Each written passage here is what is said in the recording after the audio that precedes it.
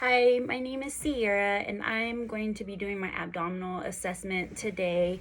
I'm using my phone to record, so hopefully the quality is okay.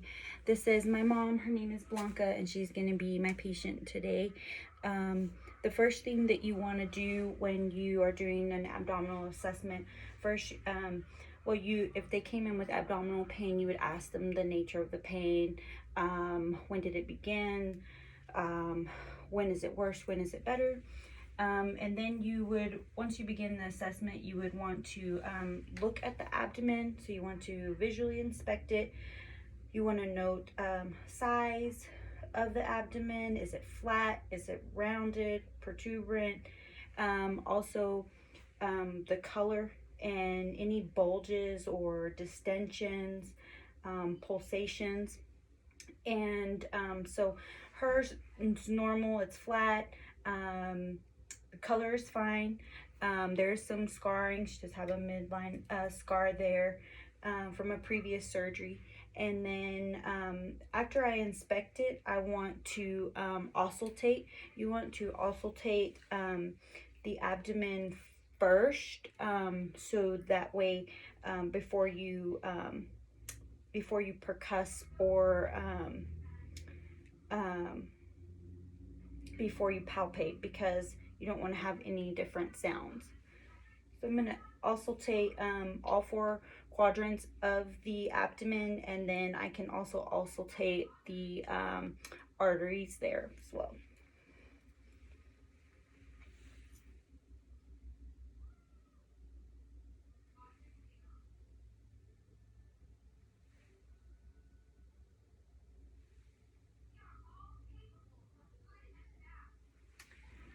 So you're listening for any clicks or gurgles, and you want to hear them go between 5 and 30 seconds.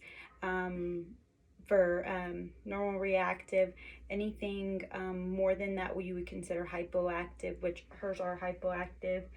The next thing, you could listen with the bell of your stethoscope, the artery, so you can go ahead and listen to the renal on each side.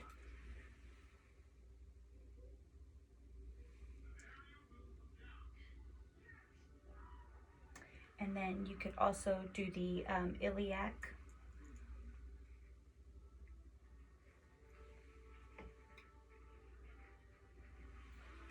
And you could go further to listen to the femoral arteries if you thought that was necessary, and you're hearing for any bruise.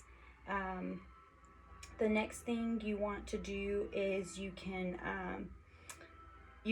auscultate over the liver and the spleen as well to see if you hear anything there as well, if it's abnormal. The liver side. And there's nothing there that I hear that's abnormal. And then the next thing you want to do is you would want to lightly palpate first. And so you can do that in a circular motion.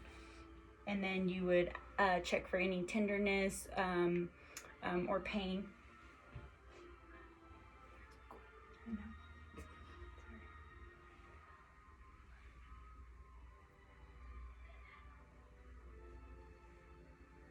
And there's no tenderness. And then I can go a little bit deeper.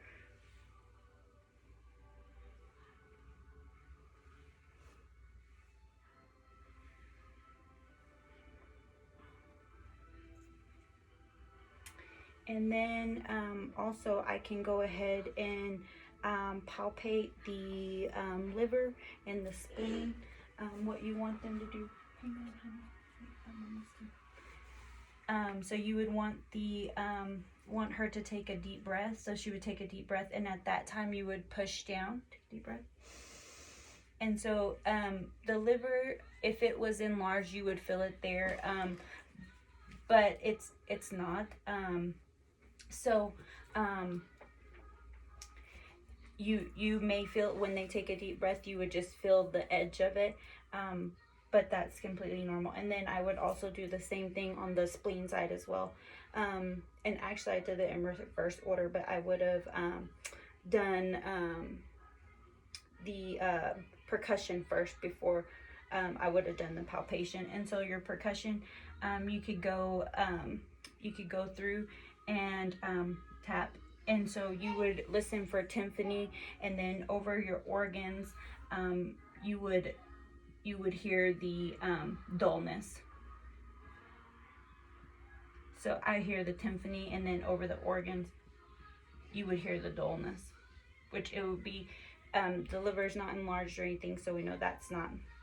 The other thing that you could do is, she could sit up, so sit up, Mom. And then, so then you would, what you would want to do is tap the renal area. Any pain or tenderness? No. So that's what you would check for on those, and that is my abdominal video.